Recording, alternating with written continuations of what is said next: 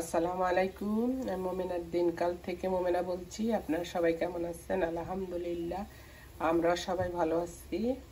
আল্লাহ আপনাদের মাঝে আবারও হাজির করছে, তার জন্য আল্লাহর কাছে শুকরিয়া। আলহামদুলিল্লাহ আলহামদুলিল্লাহ। আপনারা যে যে প্রান্ত থেকে আমার ভিডিওগুলো দেখতেছেন তাদেরকে জানাই অসংখ্য অসংখ্য ধন্যবাদ। মেহমান আসার আগের প্রস্তুতি চলতেছে। এখানে একটা আদা রসুন ব্লেন্ড করব। আর আমি যে রোস্টে যে সিক্রেট মশলা দেই সেটা হইলো, সিক্রেট বলতে কি সবাই দেয়, বাট আমি অনেক সময় অনেকে দেয় না, আমি দেই কাজু বাদাম আর কিশমিশ, সেটা ব্লেন্ড করে নিব। আর ছেলের জন্য একটু নুডলস করব, সবজি কেটে নিচ্ছি আর দেখাচ্ছি আপনাদেরকে। এখানে এই যে পেঁয়াজ বেরেস্তা করতেছি, আর ওই চুলায় মাংসের মধ্যে আলু দিব, সে আলুটাও কষায় নিতেছি। আজকে মুরগি যে রান্না করব সেটার জন্য। আরে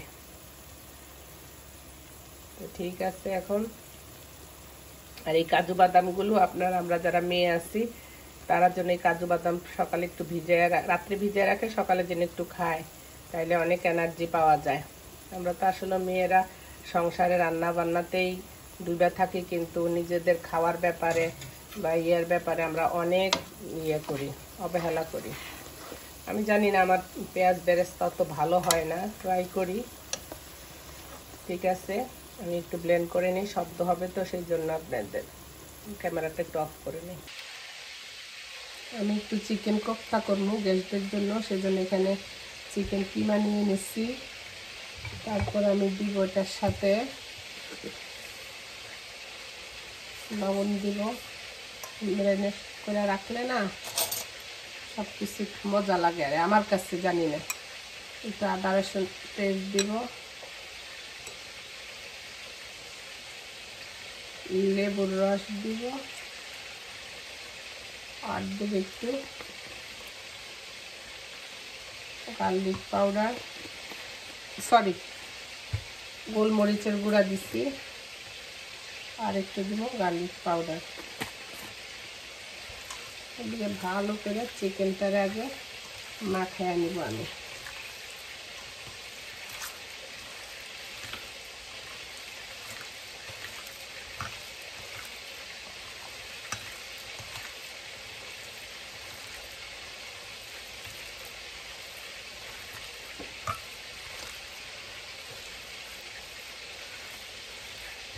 এরপর আমি এখানে দিব একটু ধনিয়া জিরার গুঁড়া, বেশি দিব না, যখন মশলা কষাবো তখন আবার দিব। আর একটু মরিচের গুঁড়া,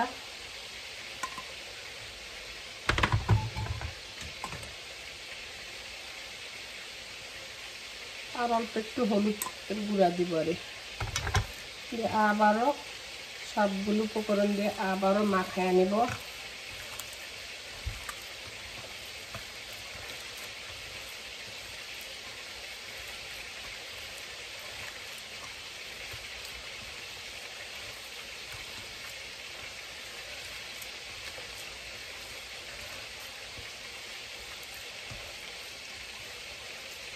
এটা রেস্টে থাকুক, এখনো হয়ে গেছে। পরে আমি এটা চুলাতে কি করতেছি আপনাদেরকে দেখাচ্ছি।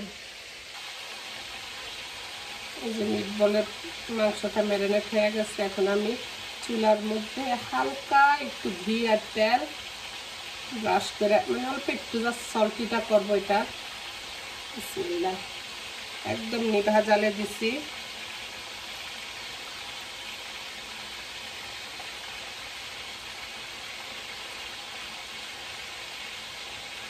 চিকেন কোফতা বানাবো। আর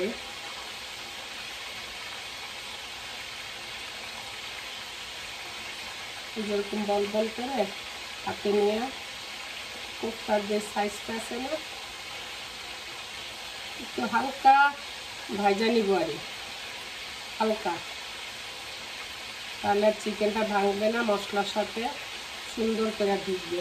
আমি জানি না কে কীরকম করে বানায়, আমি মোস্ট অফ দ্য আবার রান্না আমার মার থেকে আর আমার জায়ের থেকে শেখা। আর এমনি যদি কারো বাসায় গেলাম, কারো কোনো রান্না কোনো কিছু ভালো লাগে, তখন আমি হয়তো বা থাকতে আসবার, মোস্ট অফ দ্যাই আমার আম্মার আর আমার জায়ের। আমি এইভাবে আমি সবগুলো দিয়ে দিব।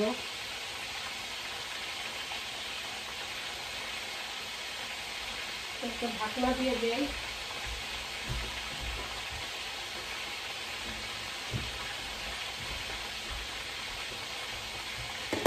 ঢাকনা দিয়ে দিচ্ছি, অল্প জালে হোক।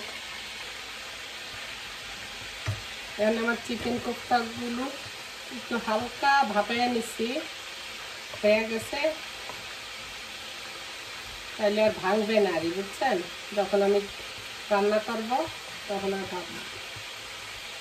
কষ্ট আছে গো বোন মেহমানদারি করতে, এই জন্য তো আজকাল কেউ মেহমানদারি করে না।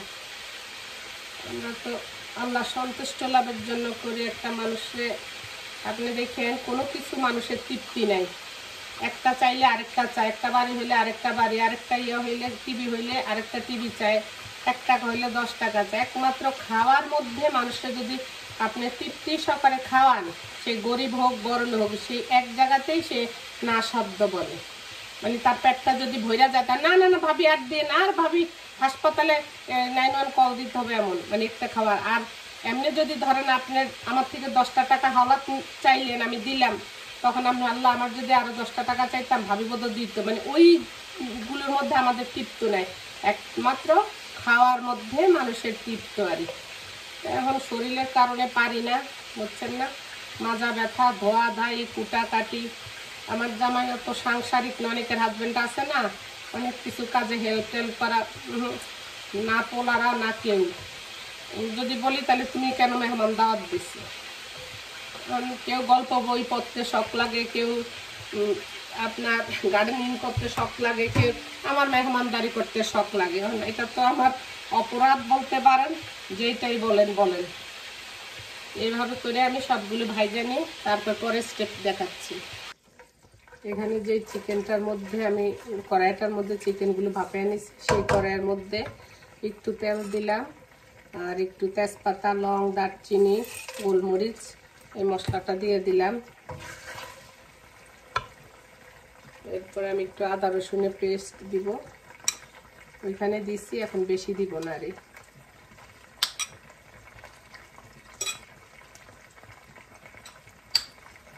আর এখানে আমি একটা পেস্ট করছি, সেটা হলো টমেটো, পেঁয়াজ আর আপনার সুইট পেপারগুলো আছে না, ওই সুইট পেপারে 3-4টা আমি ব্লেন্ড করে নিচ্ছি, সেটাও আমি দিয়ে দিব অনেকখানি, মতোই আরই আপনারা দিবেন।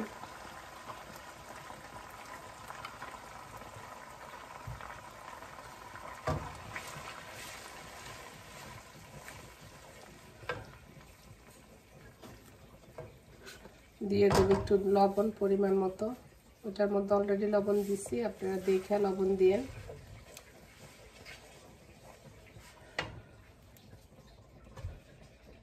আমি একটু সব মশলা আবার একটু একটু করে সব দিব, আর একটু মরিচের গুঁড়া দিব,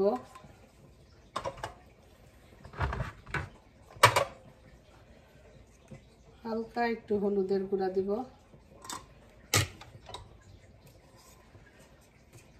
আর একটু ধনে জিরের গুঁড়া দিব।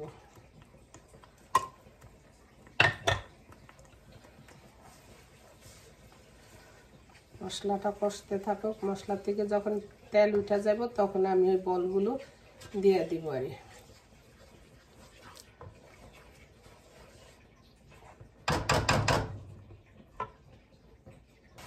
এখানে আমার মশলাটা কষে গেছে, তেল উপরে ভাইসে গেছে। আমি একটু বাদাম বাটা আর কিশমিশ বাটা একটু দিব, অল্প একটু।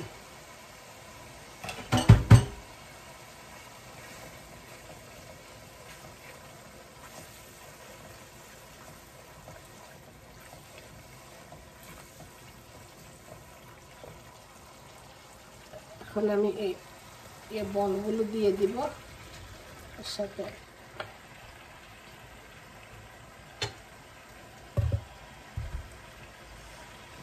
ভালো করে মশলাটা কষাবো, একটু হালকা ঝোলের পানি দিব, আলতো হাতে নাড়বেন, নাইলে এগুলো ভাঙা যেতে পারে।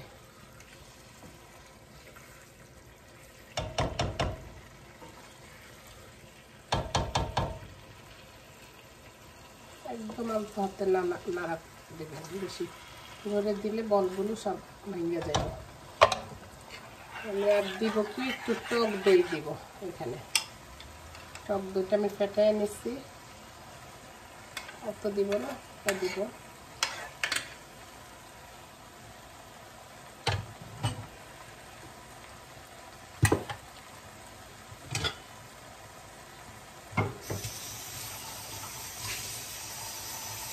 ঢাকনা দিয়ে দিব একটু জল দিয়ে।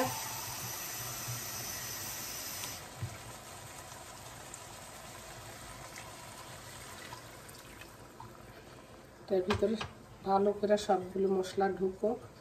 আমি এখন ঢাকনা দিয়ে দিব।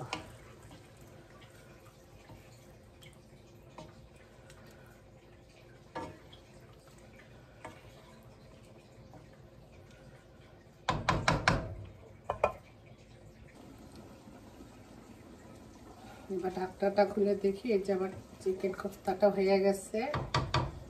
আমি এখন কয়েকটা কাঁচামরিচ দিয়ে দিব এটার উপর দিয়ে ফ্লেভার আসার জন্য।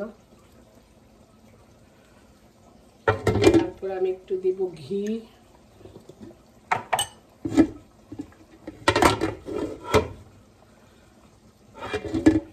রান্না করতে গেলে কত কিছু ভরে গো বোন। হালকা একটু ঘি দিয়ে দিব,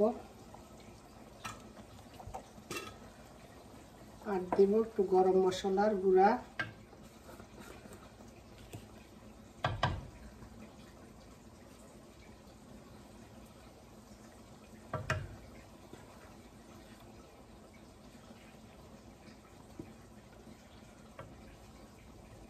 আপনারা ঝোল আর একটু মাখা মাখাও করতে পারেন, কারণ এটা যখন ঠান্ডা হবে তখন ঝোলটা আপনার টাইনা নিয়ে যাবে। আর একটু ঝোল রাখি, আবার গরম করলে তো তখন আবার আর একটু ঝোল লাগবে, সেই জন্য আমি এই বস্তায় নামিয়ে ফেলবো। হালকা একটু টেস্টিংয়ের জন্য আমি একটু চিনি দিব, হালকা।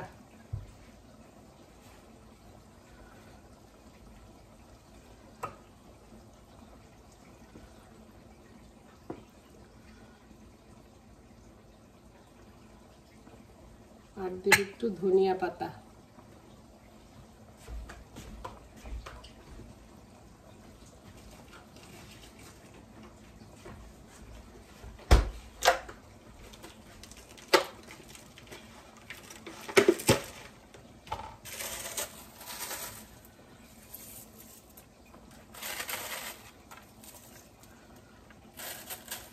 আপনারা এটা পোলাওর সাথেও খাইতে পারেন, পরোটা রুটির সাথেও খাইতে পারেন, অনেক টেস্টি এটা।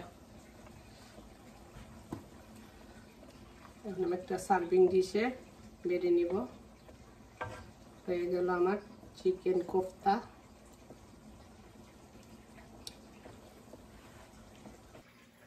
এই যে আমার রান্না আজকে কিছু শেষ হইল। এটা হইল চিকেন কোফতার ফাইনাল লুক। তারপরে এখানে হইল চিকেন রোস্ট, তারপরে গরু মাংস গতকালকে রান্না করছি, আজকে একটু আলু দিচ্ছি। তারপরে এটা হলো মুরগির ঘিলা কলিজা পা। আজকে আপাতত এই কয়টাই রান্না করছি, কালকে বাকিগুলো রান্না শেষ করব।